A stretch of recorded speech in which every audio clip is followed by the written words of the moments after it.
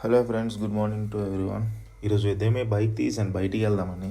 Bike start చేసిన లేదో chain నుండి గర్ గర్ అని సౌండ్ వస్తుంది. ఏంటా అని చూసేసరికి చైన్లో చాలా మట్టికి పెరిగిపోయింది.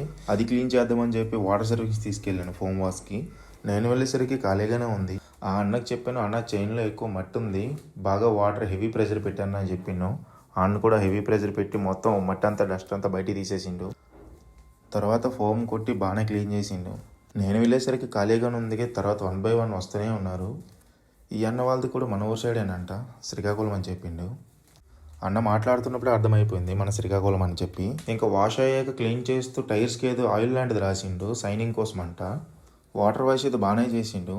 టోటల్ 150 అయింది. ఇంక ఇంటికి వెళ్ళి చైన్కి అనేది ఆయిల్ అనేది వేద్దాం. ఇప్పుడు చైన్ లూప్ వేద్దాం. ఈ చైన్ లూప్ అరౌండ్ నాకు 200 పడింది. ఇది ఎలా యూజ్ చేయాలో నాకు ఫస్ట్ తెలియలేదు. నేను డైరెక్ట్గా చైన్కి అప్లై చేశాను, కానీ ఆ డబ్బాకి ఒక పైప్ ఉంది, దాని త్రూగా అప్లై చేయాలంట. నాకు తెలియక డైరెక్ట్ యూజ్ చేశాను, డబ్బా సగం ఖాళీ అయిపోయింది. బహుశా దీన్నే అంటారేమో చేతులు కాలేగా ఆకులు పట్టుకుని ఏం ఉపయోగమని. కరెక్ట్, ఇది కరెక్ట్గా చెప్పావయ్యా.